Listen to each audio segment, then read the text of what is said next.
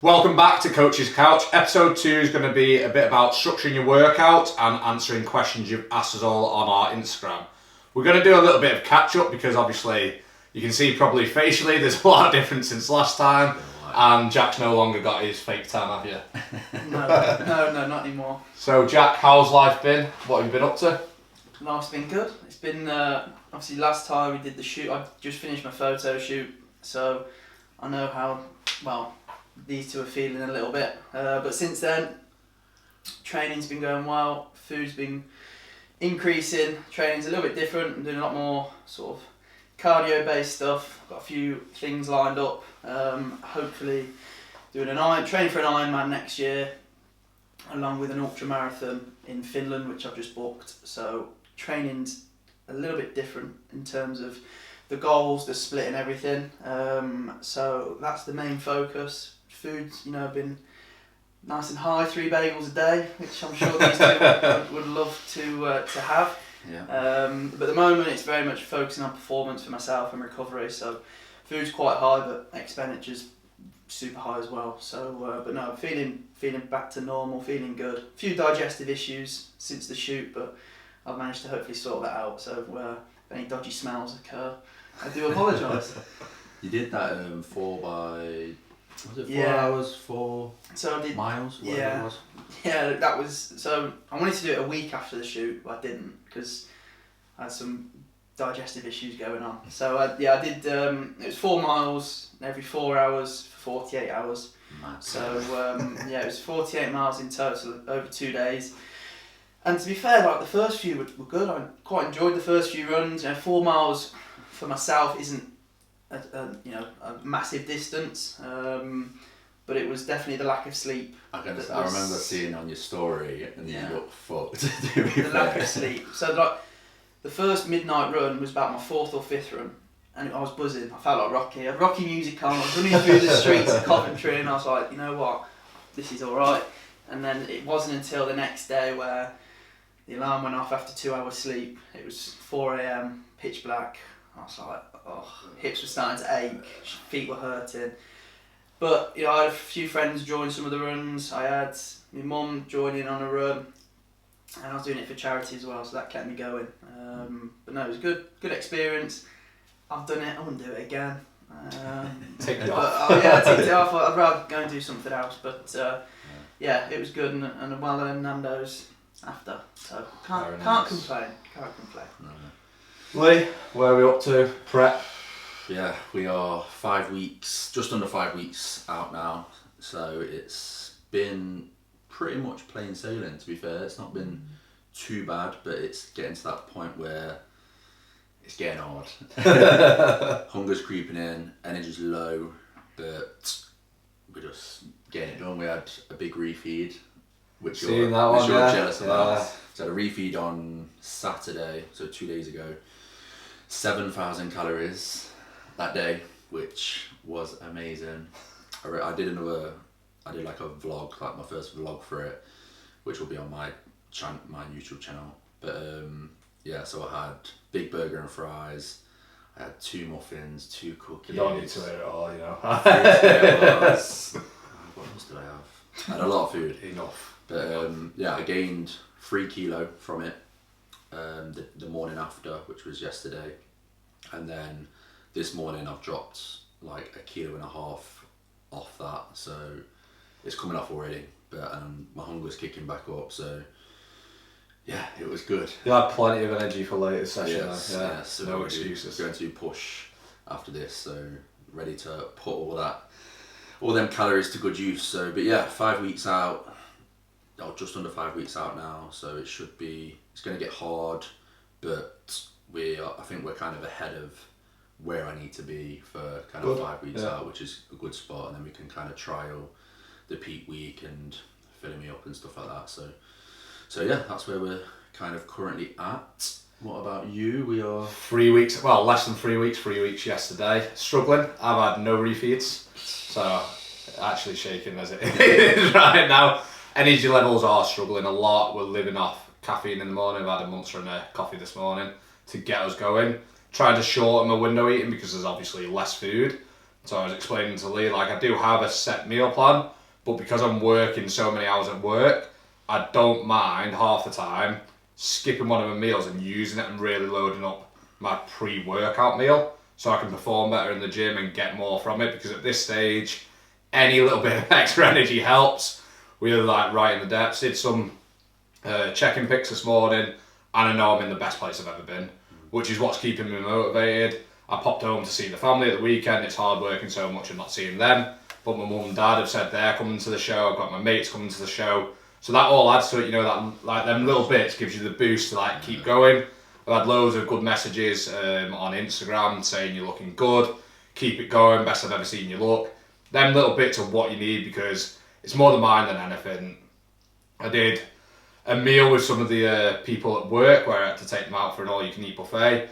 I think probably one of the hardest things I've ever done. I don't know how you did that. I remember seeing it on your story. I was like, how has he got through that? And I was just in the zone. I know like this show for me isn't just about stepping on stage doing a show. It's a goal I had when I was 17. It's 4 years in the making of bringing myself from a horrible place, a horrible situation, in a lot of debt. So every session, every day, I just dig into that. Whenever I've got a craving, anything else, that doesn't matter. It's like, it's a representation of 4 years of work. So that's why it's like full on. We're going to be bringing the best package, and I'm not going for the win, but obviously that'd be nice. It's more, this show's like a prep, get used to being on stage. And then we've got a show in October, which I've not told anyone about till now. That'll be my main one. So this is like a trial run. Then we've got another 4 or 5 weeks to dig even deeper and bring an even crazier condition for that. That one's in Birmingham. In Birmingham, yeah. We'll So come to that one. be exciting, exciting times. Yeah, that's good. But how have you found just the prep in general? Because obviously it's the I love first it, time yeah. prepping properly. I love being like 3 weeks ago was probably perfect. Between 10 to 8% body fat. Back in college it was 5%, and I had no issue every day. 5-6%. I'm kind of close to that point now, I reckon. I reckon I'm around 7-6% now when I looked at it this morning. There's not a lot left. But I feel I perform better as a person, and I'm in a better mental state. My work's flying, I'm doing everything I can. For me personally, being at this percentage, it doesn't suit everyone, but it really does seem to suit me. It's where I thrive. Someone's like, I think it was about 3 or 4 weeks ago now, and I was lean, like I had like pretty much a 6-pack, and someone was like, oh, how do you feel being that lean? And I was like, it's like normal, because you're around like 10% body fat, so it's very maintainable, but then going on stage, it's like a different level of kind of condition and body fat, where it's like under 5%. Feeling it in the face. So when it gets that low, like it isn't maintainable, but you can easily maintain probably, like Jack, what would you say you was when you was like photo shoot? 9%, I think. It's like pretty maintainable. If I was, for me, like you say, if you're going on stage, it's the next step, isn't it? Really, like, for a photo shoot or holiday or whatnot, you can get away with something like that. But if you're going for condition on a stage, it's really digging deep, which you're both doing. A lot different. A lot, yeah. But it's exciting. Yeah. I don't know if I'll do it again. I'll see how I find being on the stage. It's the whole fake tan kind of thing and all that. Like, but I'm looking forward to it. Yeah, So They've got it all booked. Yeah, through the show at the place. That makes it so much easier. Last time I did it, I did my own tan, and it's just stressful. So I've just removed all that stress, and you just don't want any stress on the day or the day before. So it just makes it so much smoother and easier. So, but yeah, you'll love it. You will love it. I'm getting excited now. To be fair, it's getting be like Christmas Day. So we get into it then, structuring workouts. Yeah, so training.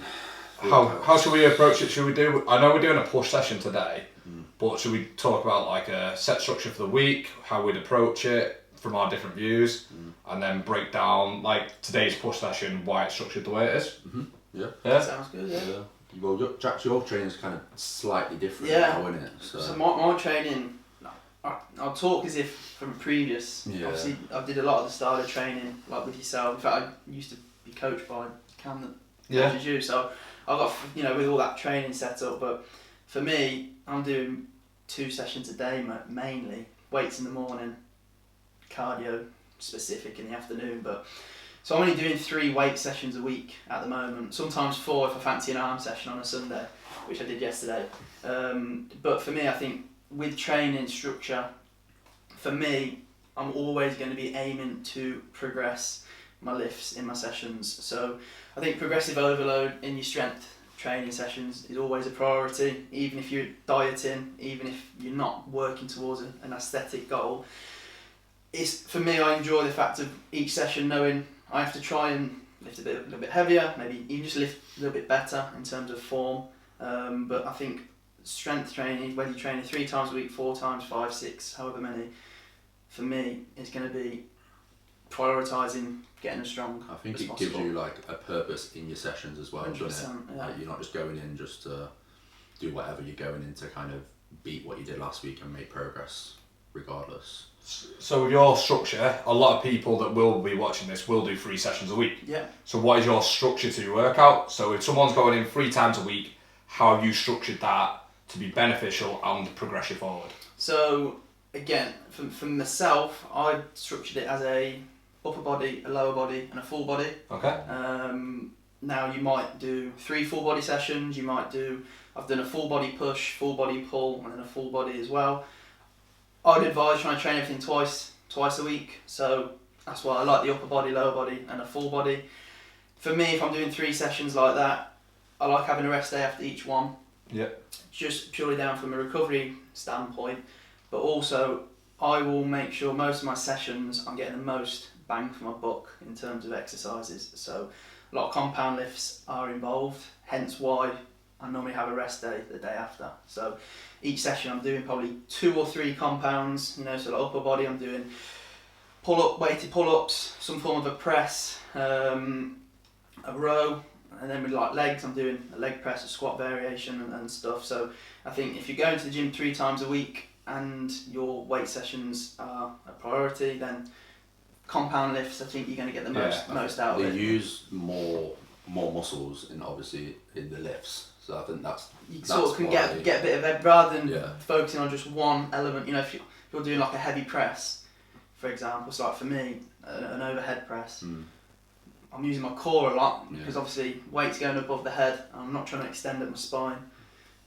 shoulders, and my triceps. My dips, chest, shoulder, tricep. So although I'm not prioritising just one, the compound you're going to be able to train multiple. Like you say. I definitely think the structure plays a big part. I had an old client message me on Instagram because they're now down to 3 sessions a week. They're playing football, doing taekwondo, everything else that they're doing. But he sent me across what I had structured, and he tried to get every body part in every session, so he got 3 times a week. But due to trying to do that load, it just wasn't beneficial. You do still have to get the right split. So, like I said, each muscle group twice a week. You can still get an extra bit of rest. The recovery is important. Whereas if you try to get too much in one session, when you're training less, structure does make a massive difference to that. 100%. You've got to make sure you get the right exercises in, but also allow the right rest, the right volume for each muscle group. And that is a key element. So the less you train, more than anything, the structure for me matters even more because you've got to make sure you get the right volume per muscle group. Definitely. I think, again, I remember you do like a full body session, you could be there for ages. Like you could be there for ages. So for me, I'd structure it as sort of like an upper body pull, an upper body push, lower body pull, lower body push, and then maybe an isolation movement, and 5 or 6 exercises. Because if you're doing your compound lifts, you're going to be training multiple areas just from the way the movement pattern is. It's not a case of full body, so I'm going to do a pec deck and then a chest press. I'm going to do side raise and a shoulder press, and I'm going to do leg extensions and a squat. And because you will be there, and the sustainability of it's just not going to be, especially for a general population individual that's got a busy work life, might only have an hour in the gym. You're better off getting the most bang for your buck. Compound movements, get strong at them, and progress as you can. Really. So. And structure-wise, you labelled it out then. Obviously, the exercise order, your compound lifts, even across obviously the sessions that we're on, more sessions per week, your compound movement should always be towards the front. Yeah. You agree with that one? if you're doing compound movements last, you ain't going to get Yeah. much from it. You're gonna You be just the big lift should always be at the front of your sessions because you get more from it.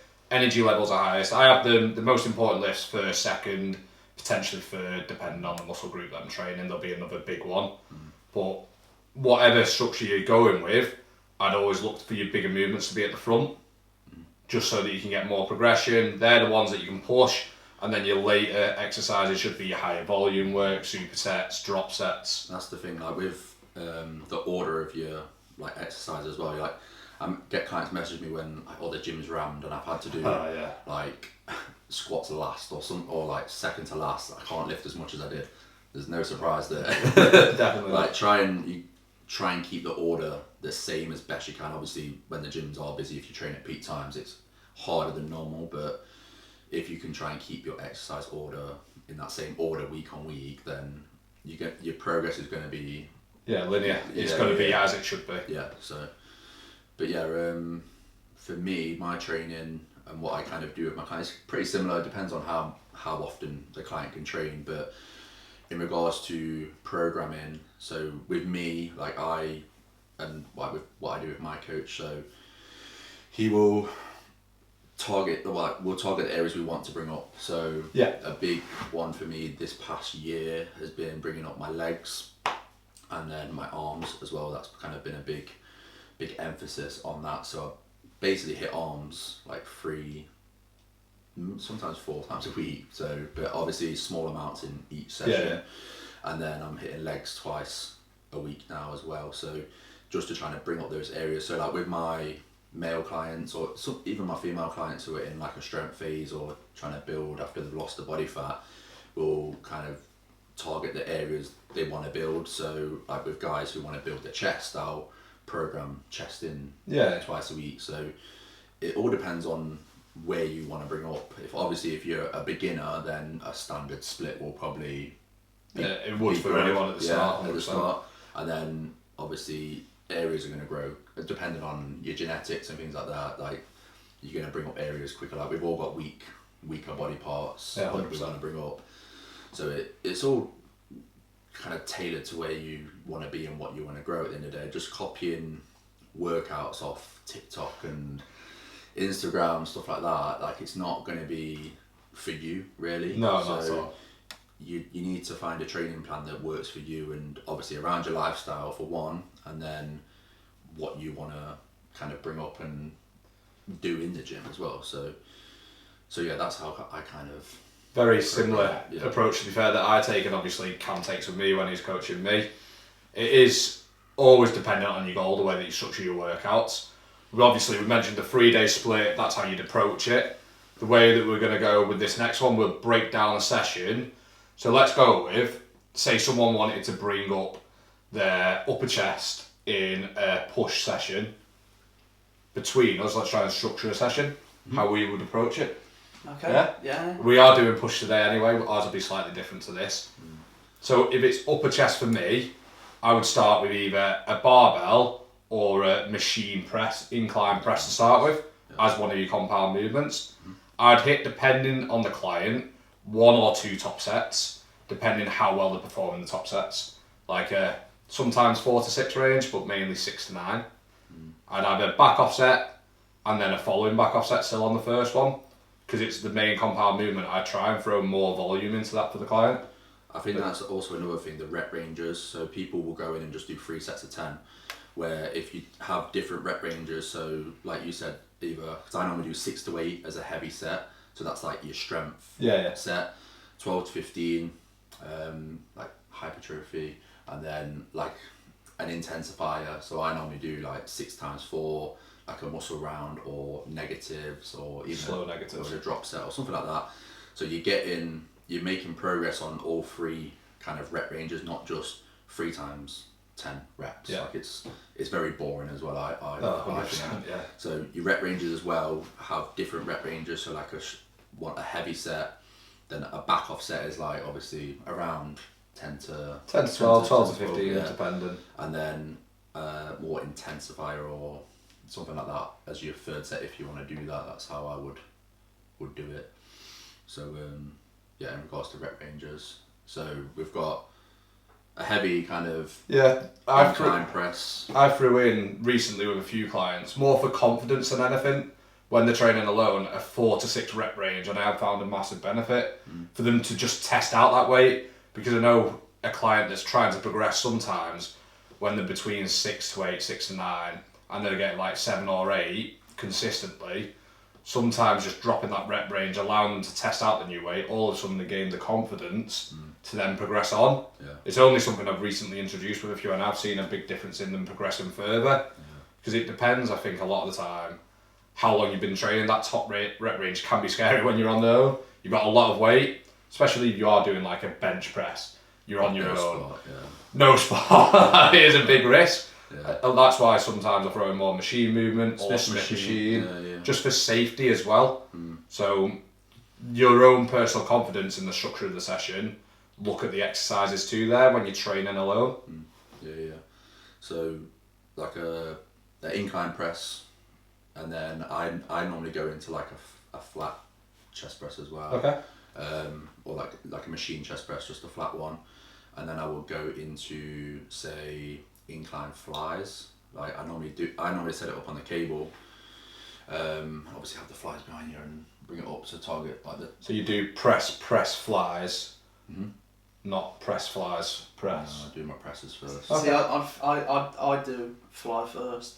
Stretch out your chest. Well, I would do it from an injury perspective, and also chest. I always used to struggle to feel. So if I went straight into like a heavy, any sort of press, I feel a lot of doubt, and it would probably not be beneficial for me, because I'd finish doing a bench press and be like, I can't really feel a lot in my chest. Now, doing some form of like a fly just obviously allows me to get the pec nice and short, contract, feel the tissue I'm trying to train. Therefore, yes, okay, when I go into my press, the load might be 5 or 10% less. That's the only reason why I do it first. Which I can understand, but I feel like, for me personally, I get far more engagement through the pec than if I was just to go in bench straight away or press straight away. To be fair, when I do legs or back, I always do like a little leg extension or like pull over or something. Literally, I'm not taking the fly, because I'll do another fly potentially at the end with a little bit more intensity, but I'll do something like 2 sets of some form of a pec deck or an incline cuff fly or something like that, just so I can really engage the pec and think, right, moving on to the press, I'm nice and warm. The risk of injury is going to be a lot less because there's blood there, I'm feeling good, joints have been moving. Like I say, yes, 5-10% of the load might be less than it would be if I did it straight away, but consciously I'm thinking, well, I'm good to go, I'm nice and warm, then I think this comes into warm-up sets as well, actually. I was just thinking, like... Yeah, you always have a few warm-up like, sets. For my big heavy ones, I do like probably 3 warm-ups leading up to that heavy set, and then bam. But obviously the reps, so I do like 10 reps on the first warm-up, about 4 or 6 on the second one, 2 or 3 on the third one, and then bam, into my heavy set, then back off. So that's how I do it. But that, like you said there, Jack, is what we said. First or second movement needs to be one of your compound lifts. So within your push session, if obviously you're feeling up for it, do your warm-up sets properly, hit your incline press straight away. Or if you do want a little bit more of a warm-up, like you said, throw in a fly movement. But the structure of your push session, essentially, first or second movement, you want incline press, incline Smith press, incline machine press. Yeah? And then moving on to the next one, a secondary press. Would you agree? Yeah. Or potentially throw in a fly there. But mainly they're your first few movements of your compound. Big lifts, pushing as hard as you can. I'd have another 100% a 6 to 8 rep range in the second pressing movement. I do 6 to 8 pretty much. Yeah. Majority of the pressing movements, yeah. And then where would you move? So you've had 2 or 3 chest exercises potentially there. I would then go into like a machine shoulder press or a dumbbell press. Yeah.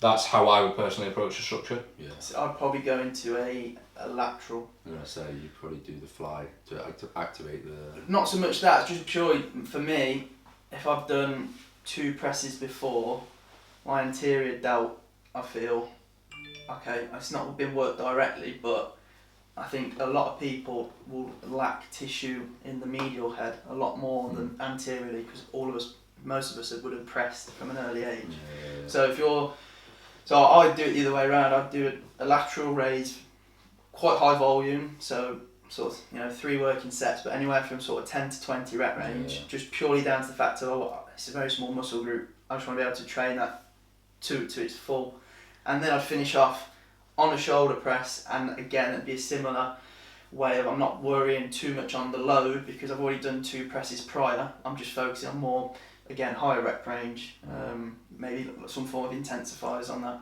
Yeah. You're going to be fucked today when we do this session and the way that it's structured.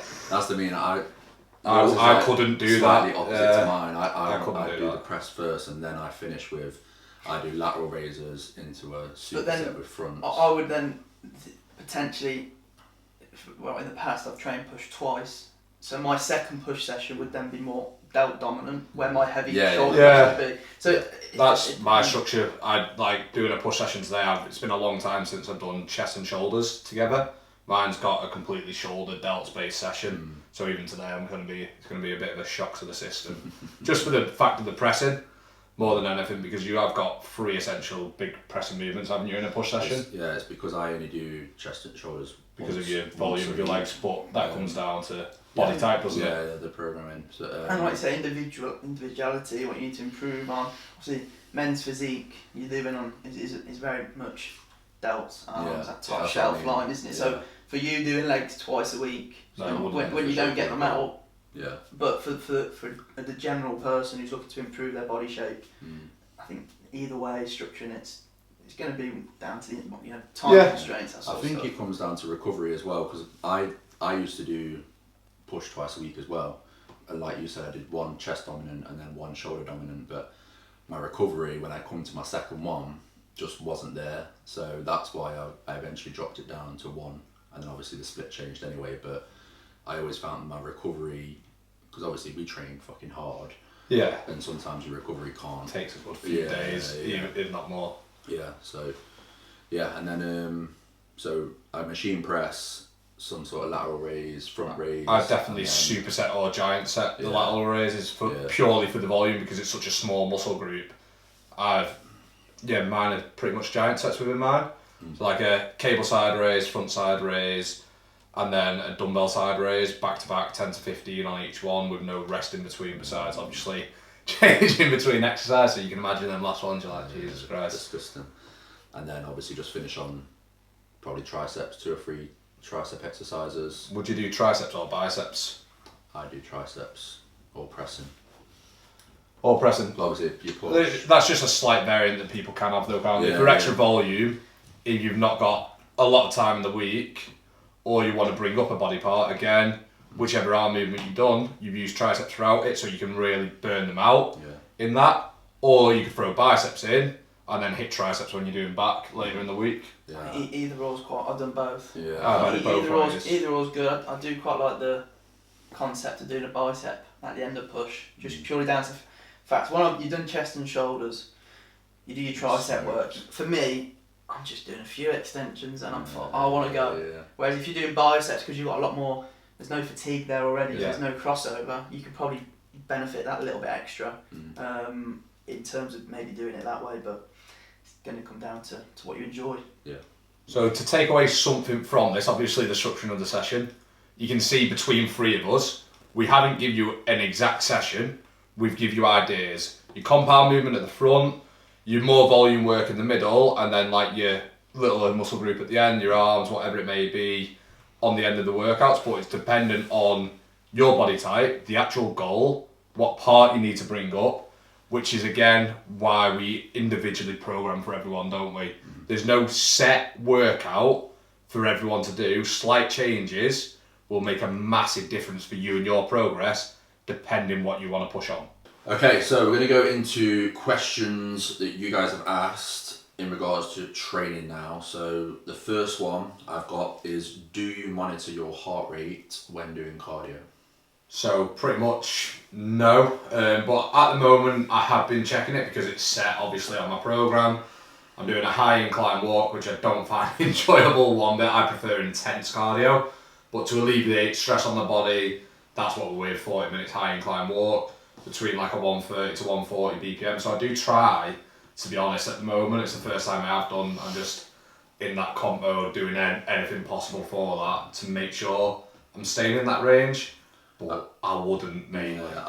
To be fair, I don't, just because I don't wear a watch and the spin bike I'm on now doesn't have it, so I don't track it. But I think it's how you go into your cardio. It's not just, if you're not coming off whatever you're doing, sweating and dripping sweat, you ain't done it hard enough. But I think as long as you know you've gave it your all on that, then I think that's good enough, in my opinion. My bike. Sorry, on your bike then, because obviously you're in the prep. There's a question that popped into my head for it. Do you aim for a similar distance so you're hitting the same volume of cardio, or do you not even take that into account? Literally, it hasn't got it on it. It's got nothing on it. So Is this the one that you bought for yours? Yeah, schoolboy era. I'll just buy this one. Oh, But, I still need to know when I'm doing it that I'm I in the same range. I just time it and then I just set it on the same kind of pace thing, the resistance. Yeah. And I leave it dripping, so that's Sorry, good Jeff. enough. Go on. See, I do, Yeah. but that's because a lot of my training at the moment is based on my heart rate when doing cardio. So like for my long runs, I need to monitor my heart rate, but that's because it's very specific. Have I tracked my heart rate in the past when doing cardio? No, I haven't. Purely down to the fact of, like yourself, I know I do 30 minutes. I want to I'll put it to a level where I know I'm working hard, I'm sweating, and I don't want to finish my cardio thinking, oh, it's quite easy, because I know I've not done what I need to do. Yeah. And for most clients, I'll say, right, half an hour cardio, monitor how they're getting on, and we can then look into it in a bit more detail. But for the majority, no. But my own training at the moment, I am, but that's just because it's a lot more specific.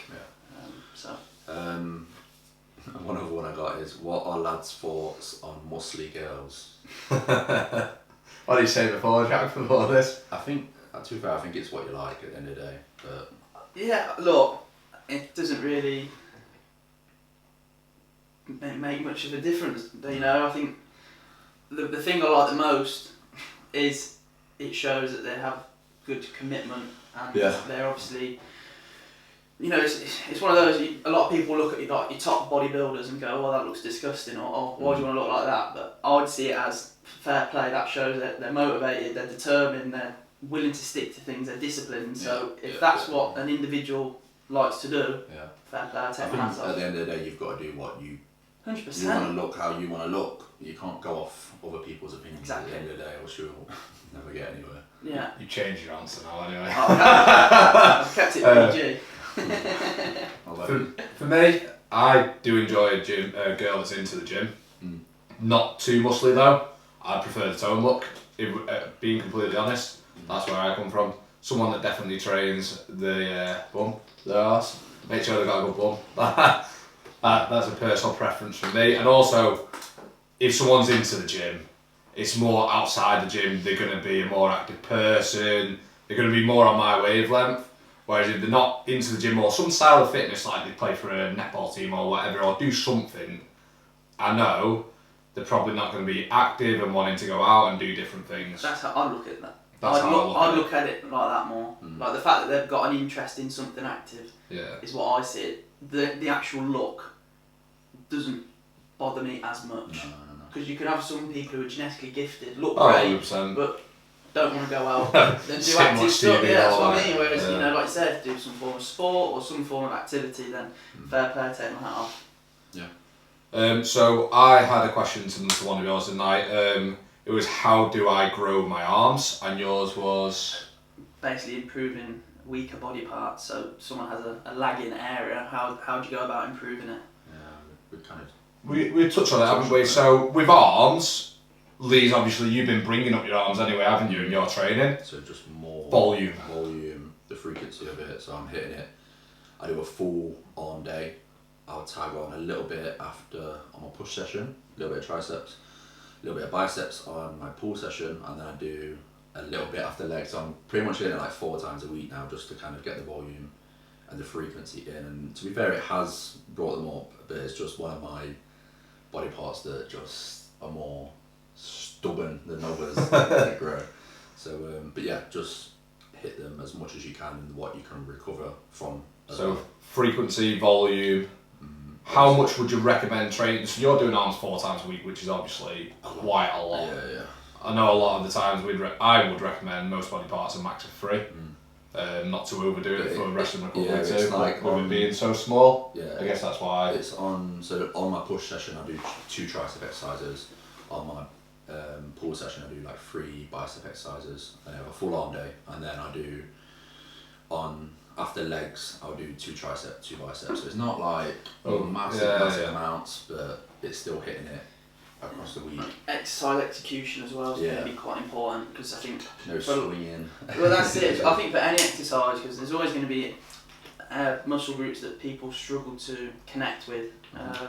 You know, like back, for example. I think because people can't see themselves training it, they very much struggle to activate, etc. So I think making sure you're picking exercises that you can feel you do it and can connect with. You know, that's a good point actually, because when I do, like the machine bicep curl. Yeah. So I have to do it because I've got quite wide shoulders. If I do it like double hand, I'm like in like this, and I can't really connect with it. So I have to lean to one side and then do it, and I get much more of a contraction. Yeah, that's it. Everyone's all different. So so it's just finding what works and making it work if you need to.